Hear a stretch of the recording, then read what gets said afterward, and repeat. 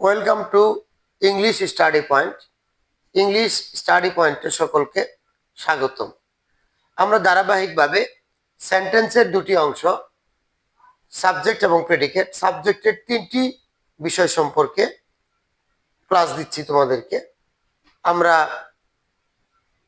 Number এবং gender সম্পর্কে তোমাদেরকে ক্লাস দিয়েছি। আজকে আমরা পার্সন সম্পর্কে তোমাদেরকে বিশেষ কিছু ধারণা দেওয়ার চেষ্টা করব।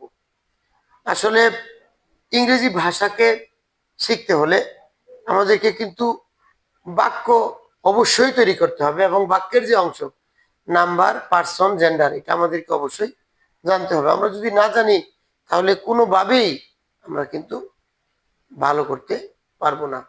এখন অনেক শিক্ষার্থী আছে যারা ইভেন নবম দশম শ্রেণীতেও যারা স্টাডি করতেছে, তাদেরকেও যদি কখনো প্রশ্ন করা হয় যে পার্সন অর্থ কি, পার্সন কাকে বলে, সে কিন্তু একটু থমকে দাঁড়ায়। কারণ আমরা যারা লেখাপড়া করছি, আমাদের ছাত্রদের মধ্যে কিন্তু মেধাবী স্টুডেন্ট এবং অল্প মেধাবী স্টুডেন্টও কিন্তু আছে, যারা একটু পড়ালেখা সম্পর্কে কম সময় দেয়, পড়ালেখার দিকে একটু কম আগ্রহী, এবং বিশেষ করে গ্রাম এবং শহর, গ্রামের ছাত্রগুলো একটু দুর্বল টাইপের হয়। তো তাদের জন্য এই ক্লাসগুলো, যারা শিখতে চায়, যাদের শিক্ষা গ্রহণ করার ইচ্ছা আছে, তাদের জন্য এই ক্লাসগুলো। আসলে আমরা কিন্তু ক্লাসের মতোই ক্লাস নিচ্ছি, বোর্ডে লিখে তোমাদেরকে দেখাচ্ছি, যেন অতি সহজেই তোমরা এই বিষয়গুলো বুঝতে পারো। অবশ্যই আমাদেরকে সাবজেক্টের পার্সন সম্পর্কে ধারণা থাকতে হবে। এখন পার্সন কাকে বলে, পার্সন কত প্রকার ও কি কি?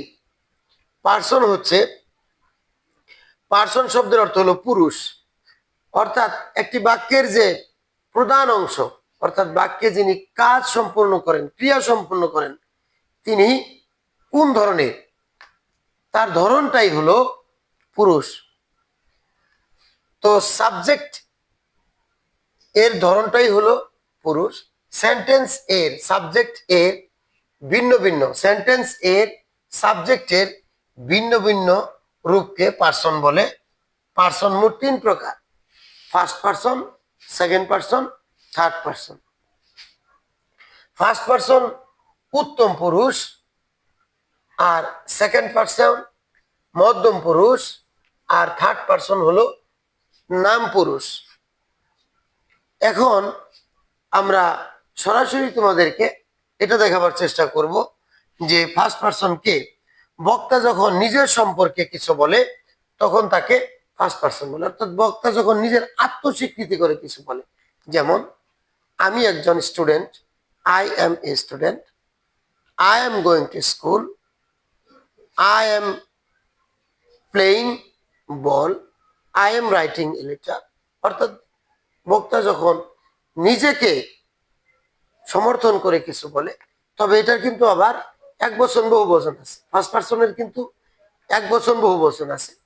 এটা হলো আমি, এটাও আত্মস্বীকৃত, আমরা, এটাও কিন্তু আত্মস্বীকৃত। অর্থাৎ উই আর প্লেইং ফুটবল, তাহলে ফার্স্ট পার্সন আই এবং উই, অর্থাৎ বক্তা যখন নিজের উপরে, নিজের বিষয়কে কিছু বলে তখন তাকে ফার্স্ট পার্সন বলে। নিজের সম্পর্কে বা নিজেদের সম্পর্কে যখন বহু বচন হবে তখন নিজেদের সম্পর্কে, যেমন we are making A playground, we are making A playground, we are making A plan. তো এই ধরনের যখন বক্তা নিজেকে আত্মস্বীকৃত করে কিছু বলে তখন তাকে ফার্স্ট পার্সন বলা হয়। এখন সেকেন্ড পার্সন হলো বক্তা যখন উপস্থিত কাউকে লক্ষ্য করে কিছু বলে, বক্তা যখন উপস্থিত কাউকে লক্ষ্য করে কিছু বলে তখন তাকে সেকেন্ড পার্সন বলে। যেমন you are a boy, you are going to school, you have a ball, you are a brilliant student. এই যে ইউ অর্থাৎ তুমি সামনে রেখে বক্তা যখন কারো সম্পর্কে কিছু বলে তখন তাকে সেকেন্ড পার্সন বলা হয়। সেকেন্ড পার্সনের কিন্তু নাম্বার আছে, অর্থাৎ এটা এক বছর এবং বহু বছর আছে। কিন্তু গ্রামারের নিয়ম অনুযায়ী ইংরেজি ভাষায় সেকেন্ড পার্সনের জন্য যেই প্রোনাউনটি ব্যবহার করা হয় ওটা কিন্তু সিঙ্গুলার এবং প্লুরাল দুটি অর্থই দেয়। ইউ, ইউ অর্থ তুমি, ইউ অর্থ তোমরা। তো ইউ আবার তিন ধরনের অর্থ দেয়: সম্মানার্থ, তুচ্ছার্থ এবং সমার্থ। সমার্থ অর্থে ইউ অর্থে তুমি, সমার্থে ইউ অর্থ তুমি, তুচ্ছার্থে ইউ অর্থ তুই, আর সম্মানার্থে ইউ অর্থ আপনি। সেইভাবে ইউ এর বহুবচনের ক্ষেত্রেও ইউ অর্থ তোমরা, ইউ অর্থ তোরা, ইউ অর্থ আপনারা। প্রিয় শিক্ষার্থী, খুব ভালো করে বুঝতে হবে। তাহলে ইউ তুমি, ইউ তুই, ইউ আপনি, ইউ তোমরা, ইউ তোরা, ইউ আপনারা। কি বোঝা গেছে? তো খুব ভালো করে পড়াগুলো শিখতে হবে। আজকে ক্লাসরুমে বা যে কোনো স্টুডেন্টদের সাথে মত বিনিময়ের সময়, শ্রেণীকক্ষে হোক অথবা শ্রেণীকক্ষের বাইরে হোক, অনেক শিক্ষার্থীকে প্রশ্ন করলে পার্সন সম্পর্কে তারা নীরব থেকে যায়। কিন্তু এই বিষয়গুলো আমাদেরকে সামনে আনতে হবে। আমাদের শিক্ষার্থীদেরকে, অর্থাৎ আমরা যদি একটা সুন্দর ভবিষ্যৎ, সুন্দর দেশ যদি গড়তে চাই, তাহলে শিক্ষার কিন্তু বিকল্প কিছুই নেই। আমাদের দেশের অধিকাংশ স্টুডেন্টরাই ইংরেজিতে ফেল করে। তার কারণ হলো, একটা স্টুডেন্ট যখন ক্লাস 9-10-এ পড়ে, তখন তাকে যদি বলা হয় তুমি কি আসলে নাম্বার কাকে বলে, পার্সন কাকে বলে, জেন্ডার কাকে বলে, তুমি এটা পারো কিনা, সে কিন্তু অনেক সময় নীরব থেকে যায়। আরো একটা জিনিস লক্ষ্য করলে বোঝা যায় যে আমাদের দেশের যত স্টুডেন্ট আছে, প্রত্যেক স্টুডেন্টই কিন্তু বাক্য তৈরির নিয়মটা রপ্ত করতে পারে না। অনেক স্টুডেন্ট আছে, আবার অনেকেই ভালো আছে।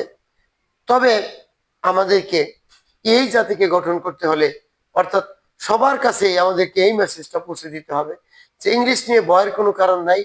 ইংলিশ একটি ল্যাঙ্গুয়েজ, একে সুন্দর করে শিখলে কোনো অসুবিধা নাই। বাংলা বাক্যের মতো, বাংলা বাক্যের যেরকম একটা উদ্দেশ্য বিধেয় থাকে, অর্থাৎ সাবজেক্ট বা প্রেডিকেট থাকে, এরকম ইংরেজি ভাষাটাও অনুরূপ। আমাদের শিক্ষার্থীদেরকে ভয় থেকে দূরে সরে আনতে হবে। They are freed English, they are not agree to learn English, so most of the students of our country they fail in English. তো এটা আমাদেরকে করতে হবে। আমি ব্যক্তিগতভাবে অ্যাজ এ টিচার, একজন শিক্ষক হিসেবে চাই যে একজন ছাত্র সে যেন অবশ্যই একটা বাক্যকে গঠন করার জন্য যা যা প্রয়োজন সে যেন তাই তাই খুব ভালো করে শিখে নেয়। আসলে আমরা যদি একটা বাক্য গঠন করতে গিয়ে বাক্যের subject plus verb plus object, তুমি যেখানেই লেখাপড়া করো না কেন, তুমি যত বড় টিচারের কাছেই পড়ো না কেন, তোমাকে কিন্তু উনি এই কথাটাই শিক্ষা দিবে যে একটা সেন্টেন্স তৈরি করতে গেলে তিনটি জিনিসের মূল প্রয়োজন। তিনটি জিনিসের, একটা হলো সাবজেক্ট, একটা ভার্ব, একটি অবজেক্ট আমাদের দরকার। আর ওই সাবজেক্টের নাম্বার, পার্সন, জেন্ডার অবশ্যই জানতে হবে। আমরা যদি ওই পার্সন না জানি, তাহলে কিন্তু পার্সন অনুযায়ী অক্সিলারি ভার্বের ব্যবহার, পার্সন অনুযায়ী কিন্তু প্রোনাউনের ব্যবহার আমরা সঠিক রূপে করতে পারবো না। যেমন I am going to school, আয়ের সাথে এম অক্সিলারি ভার্ব হিসেবে ব্যবহৃত হয়। কিন্তু you are going to school, you এর সাথে কিন্তু আর ব্যবহৃত হয়। He is going to school, he এর সঙ্গে কিন্তু ইজ ব্যবহৃত হয়।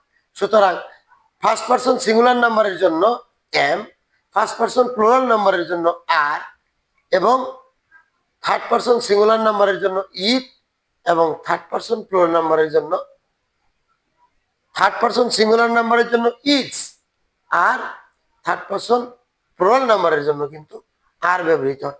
এইভাবে আমাদের যে অক্সিলারি ভার্বগুলো আছে, ওই যখন আমরা টেন্স তৈরি করতে যাব, ওই টেন্সের সময় কিন্তু আমাদেরকে অবশ্যই সাবজেক্টের নাম্বার এবং পার্সন অনুযায়ী আমাদেরকে কিন্তু অক্সিলারি ভার্বগুলো ব্যবহার করতে হবে। সুতরাং প্রিয় শিক্ষার্থী, তোমার কিন্তু খুব খুব খুব বেশি প্রয়োজন তুমি যেন পার্সনটা জেনে নাও। আসলে লেখাপড়া করে তোমার জীবনের ক্যারিয়ারটাকে সুন্দর করে গঠন করার জন্য তোমাকে পরিশ্রমী হইতে হবে। আমাদের দেশের ছাত্রদের কি যে হলো, অ্যাজ এ টিচার, একজন একজন শিক্ষক হিসেবে আমি বুঝতে পারি না। তারা কিন্তু আসলে ইংলিশটা পড়তেই চায় না, আর বাংলাও যাও পড়ে, দেখা যাচ্ছে 9-10-এ পড়ে, অথচ রিডিং করাটা কি হয়, বেজে যায় অনেক স্টুডেন্টদের। আর শহরের চাইতে কিন্তু আমাদের গ্রামাঞ্চলেও শিক্ষার্থীর সংখ্যা কিন্তু কম না। আমি তো প্রতিনিয়ত বিভিন্ন স্কুলের স্টুডেন্ট, আমার প্রতিষ্ঠানের স্টুডেন্ট, তাদের সঙ্গে আমার মত বিনিময় হচ্ছে। তাদেরকে যদি একটা যুক্ত বর্ণ সহ একটা বাংলা রিডিংও করতে দেওয়া হয়, অনেক সময় তারা আসলে আমরা কি শিখছি, আমাদের জীবনকে উন্নত করার জন্য আমাদেরকে অবশ্যই সচেষ্ট হইতে হবে, আমাদেরকে বইমুখী হইতে হবে, আমাদেরকে পড়ালেখা করতে হবে, আমাদেরকে অবশ্যই গ্রামার ব্যাকরণ সঠিকভাবে আমাদেরকে পড়তে হবে।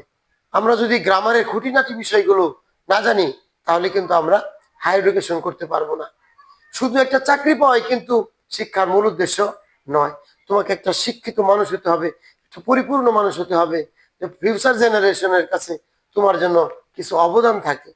মনে করো তুমি এমএ পাস করলা, তোমার কোনো চাকরি হয় নাই, তুমি বাড়িতেই বসে থাকো, কিন্তু যখন তোমার একটা ছেলের ঘরের নাতি হবে, তখন যদি সে তোমাকে একটা প্রশ্ন করে যে দাদা আসলে পার্সন কি জিনিস, পার্সন কাকে বলে, কত প্রকার কি কি, তুমি যদি তখন বলো যে আমি তো ওটা শিখি নাই রে দাদু, তাহলে কিন্তু ইউ আর ফেল হিয়ার, তুমি কিন্তু এখানে অকৃতকার্য হয়ে গেলে। সুতরাং শিক্ষার বেসিক জিনিসটাকে অবশ্যই তোমাকে শিখতে হবে। আমি তোমাদেরকে অবশ্যই একজন টিচার হিসেবে তোমাদেরকে বলবো যে তোমরা এই ক্লাসগুলো দেখো।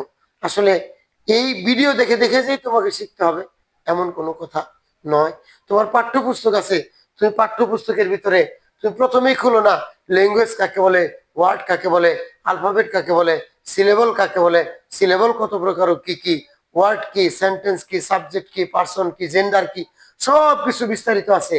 তাহলে শুধু তোমাকে সচেষ্ট হইতে হবে, জ্ঞানের ভান্ডারকে সমৃদ্ধ করার জন্য তোমাকে স্টাডি করতে হবে। ইংরেজিতে একটা কথা আছে, the more you read the more you learn. তুমি যত পড়বে তত শিখবে, তুমি যদি না পড়ো তাহলে কি করে শিখবে? প্রিয় শিক্ষার্থী, আমরা কিন্তু তোমাদেরকে তৈরি করতে চাই। এই যে আমাদের ক্লাসগুলো, এগুলো কিন্তু সকল সকল শ্রেণীর স্টুডেন্টদের জন্যই খুবই প্রয়োজনীয়। তোমরা অবশ্যই এই ক্লাসগুলো দেখবে, তোমাদের বইয়ের সঙ্গে মিলাবে যে স্যার আসলে কি বলতেছে, কি পড়াবার চেষ্টা করতেছে। তোমরা এগুলোকে যোগ করে করে তোমরা তোমাদের জ্ঞানের ভান্ডারকে সমৃদ্ধ করবে, এই আশাই আমার তোমাদের কাছে রইল। তো যাই হোক, আজকে হয়তো ভিডিওটা লং হয়ে গেল, অনেক কথা বলা হয়ে গেল। আসলে এই কথাগুলো আমি আরো তোমাদেরকে বলবো যে আসলে আমাদের কি করা দরকার, কি করণীয় দরকার। তো যাই হোক, এখন আমাদের আসলো থার্ড পার্সন। থার্ড পার্সন কাকে বলে? বক্তা যখন অনুপস্থিত কারো সম্পর্কে কিছু বলে তখন তাকে থার্ড পার্সন বলে। যেমন হি, সি, দে, ইট, নাউন, নেম। অর্থাৎ কোনো নাম যদি বলা হয়, অথবা হি, সি, ইট, যেমন he is going to school, সে স্কুলে যাইতেছে। হ্যাঁ, এই যে হি, এটা কিন্তু থার্ড পার্সন।